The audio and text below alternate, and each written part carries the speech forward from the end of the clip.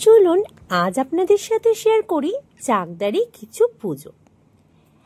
অনেকেই যারা পুজোর এই ভিড় ঠেলে বাইরে বেরোতে পারেন না অথবা দেখা হয় না দূরবর্তী কোনো ঠাকুরগুলো, তাদের জন্য রইল আজকের আমার এই ছোট্ট ব্লগটি। আশা করি আপনাদের ভালো লাগবে। আমি এখন যেখানে রয়েছি এটা রয়েছে চাকদার একটি বিখ্যাত প্যান্ডেল। এখানে কিন্তু মাত্র কয়েক বছর ধরেই পুজোটা হচ্ছে, কিন্তু এত সুন্দর হয়েছে সম্পূর্ণ প্যান্ডেল এবং প্রতিমা কি বলবো। আমি কিন্তু দেখে ভীষণ খুশি হয়েছি, কারণ অন্যান্য বছর যখন আমরা পুজো দেখতে যাই ভিড় ঠেলে প্রচণ্ড লাইনের পর আমরা গিয়ে কিন্তু প্রতিমা দর্শন করতে পারি। এই বছর তেমনটা হয়নি, যেহেতু আমরা বেরিয়ে পড়েছি ষষ্ঠীর সন্ধ্যেতেই, সেই কারণে বেশ ফাঁকাই ছিল। আর আমরা কিন্তু খুব ভালোভাবে প্রতিমা দর্শন করতেও পেরেছি। আর প্যান্ডেলটার কারুকার্য আপনারা তো এই মুহূর্তে দেখতেই পাচ্ছেন কত সুন্দর এবং নিখুঁত হাতে করা হয়েছে। প্রতিমার মূর্তিও কিন্তু অসম্ভব সুন্দর। সাথে যেহেতু আমার ছোট ছেলেটি রয়েছে, ওর বিভিন্ন প্রশ্নের উত্তর দিতে হচ্ছে আমাকে। কোন দেবতার কোন বাহন সমস্তটাই আমি ওকে বলে দেওয়ার চেষ্টা করছিলাম। আর দেখুন তার মাঝে আপনাদেরও এক ঝলকে দেখিয়ে দিই প্রতিমা। এত সুন্দর হয়েছিল সামনে থেকে, আর যেহেতু অন্যান্য বছরে এত কাছ থেকে দেখার সুযোগটা পাওয়া যায় না, আমাদের কিন্তু বেশ লেগেছে। আশা করছি আপনারা যারা ভিডিওর মাধ্যমে দেখতে পাচ্ছেন তাদেরও হয়তো ভালোই লাগবে। আসলে মায়ের মূর্তি সব সময়ই সুন্দর। চলুন আরও একটা প্যান্ডেল আজ আপনাদের ঘুরিয়ে দেখাই। প্যান্ডেল এবং প্রতিমা দুটোই আমি চেষ্টা করব কাছ থেকে আপনাদেরকে দেখিয়ে দিতে।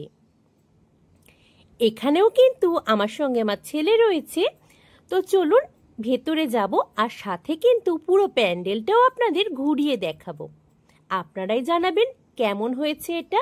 এর আগে যে প্যান্ডেলটা আমি দেখালাম সেটা ছিল চাকদাহ সিংহের বাগানের প্যান্ডেল, আর এখন যেটা আপনারা দেখছেন সেটা রয়েছে ইউথ ক্লাব, যেটা রয়েছে একেবারে চাকদাহ স্টেশন সংলগ্ন এলাকায়। এই প্যান্ডেলটাও কিন্তু খুবই সুন্দর হয়েছে এবং নিখুঁত কাজগুলো রয়েছে। আমি বেশ খানিকক্ষণ ধরেই কিন্তু এই প্যান্ডেলটা দেখছিলাম, যদিও ভয়েস ওভারটা আমাকে পরেই দিতে হচ্ছে, কারণ চারপাশে অনেক আওয়াজ ছিল যার কারণে সমস্যা হচ্ছিল। আশা করছি আপনারা যারা দেখছেন বুঝতেই পারছেন প্যান্ডেলটা কতটা সুন্দর হয়েছে। এখন বেশ অনেকটাই রাত হয়ে গিয়েছিল, সেই কারণে দেখুন অনেক বেশি ভিড় কিন্তু ছিল না।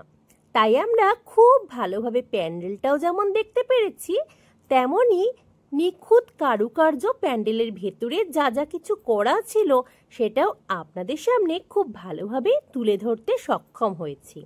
এবার চলুন মায়ের মূর্তিও দেখে নেওয়া যাক। দেখুন কি অসাধারণ। চাকদহে কিন্তু অনেক সুন্দর সুন্দর পুজোই আজকাল হয়ে থাকে। আমি চেষ্টা করব অন্যান্য ভিডিওগুলোর মাধ্যমেও আপনাদেরকে সেগুলো দেখাতে। আজ দেখুন মায়ের মূর্তি দেখে আমি কিন্তু বেশ অবাক হয়েছি। এত সুন্দর মূর্তি, নিখুঁত হাতে গড়া।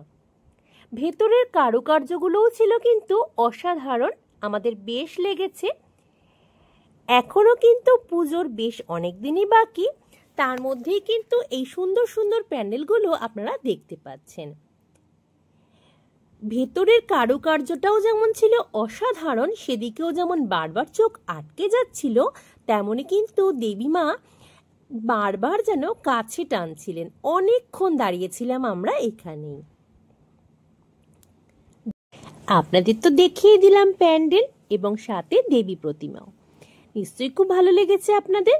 পরবর্তী সময় আরো ভালো ভালো কিছু ঠাকুর দেখতে এবং প্যান্ডেলগুলো দেখতে অবশ্যই কিন্তু দেখতে ভুলবেন না মৌসুমীজ ওয়ার্ল্ড।